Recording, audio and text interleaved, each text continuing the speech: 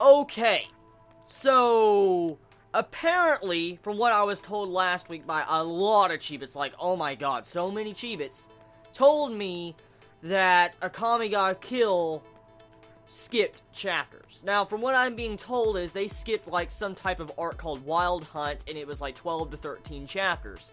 Now, I don't know necessarily what they skipped. I've heard bits and pieces about it, something about Esdeath, but that's it. And the thing is like, it is just going around where I'm constantly hearing Chibits say that this is going to turn into an anime original. What? Like, how is it confirmed anime original? Is it because they rush things? Is it because they change things? Is it because they skip something? Like, why is it becoming an anime original? I mean, if any Chibit can clarify this without really spoiling me, I would be happy. I mean, I would really be happy if a Chibit can clarify. Why is it turning into an anime original? I mean, that's just the one thing I want to know. But anyways, this episode of Akame ga Kill, we have another major death. And I want to say something real quick, okay? It's not because of finding out that most likely something's going on with the pacing, rushing, or anime original. It's not that. But personally, from my viewpoint as an anime-only watcher, I did not have any impact with Raba's death. I didn't. I want to be straight out honest. You all come here for honesty, and I will be honest with you. I didn't feel nothing. From the other deaths we had, I had more emotion for Demonic Justice's death than Raba's. I did.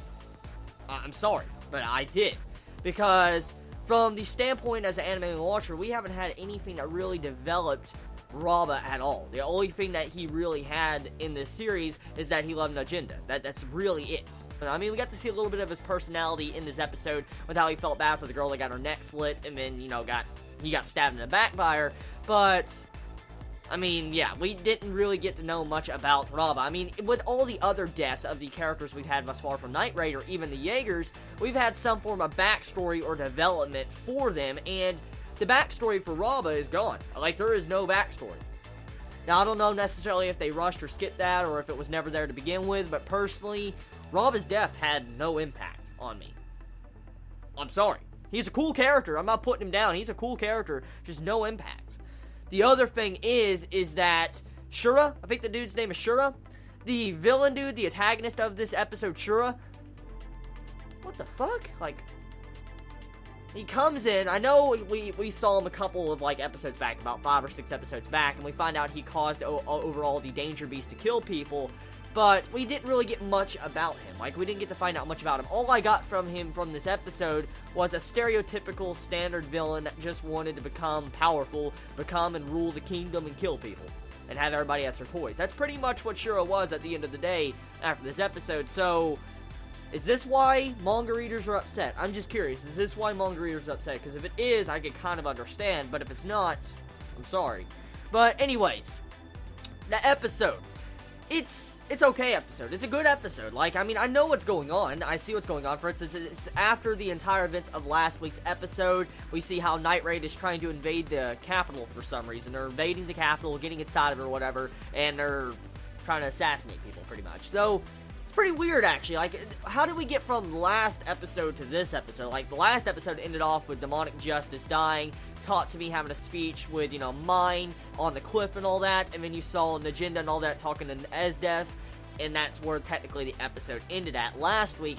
How did we get from that scene to already inside the capital, and they're acting like a lot of time has passed in between? Like, for instance, a lot of time has passed in between with Mine and Tatsumi. Like, somehow the way it's acting is that they're getting together or something from this episode. That's what the overall signs I saw in this episode. And it's not just that either. The overall aspect of how Esdeath got over to this other village to just start killing people randomly. Like, how the fuck did she get over there so fast? I don't know. I don't know if there was a mini time skip or something I might have missed at the beginning of this episode, but it felt very off for my eyes when I was watching this episode. But anyways, animation, for the most part, animation was good. Music was good, as always, for Akame ga Kill. Personally, the episode's fine. I actually liked the episode. But, I mean, the only problem I really see with this, I had no impact with Raba's death at all. Sure, it was just a standard villain. That's really, at the end of the day, that's what it was. And that's the only problems I have with the episode. For the most part, it's a pretty cool episode. Like, I like the Commander-in-Chief dude. Oh my god, the Lightning Thunder God dude. That's badass. He's just downright fucking badass. But he got introduced out of nowhere, too. I don't know if he was introduced like that either, but he seems like a badass character. Like, we find out he's on the power standpoint of Esdeath. I'm like, what? What? Power standpoint of Esdef, that is fucking ridiculous. Like, nobody in Night Raid can fight Esdef, and you're telling me that they got another person that's like Esdef level?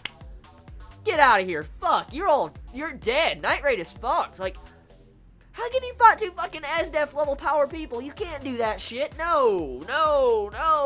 I know for a fact Tatsumi can't fucking save Night Raid complete. Like, for instance, he can't kill Esdef. No fucking way. Now, the ending conclusion of this episode, we find out that Tatsumi he's about to get executed. He's about to have a public execution. You see Najinda in this episode wearing a robe, and she sees the signboards where he's about to get public execution.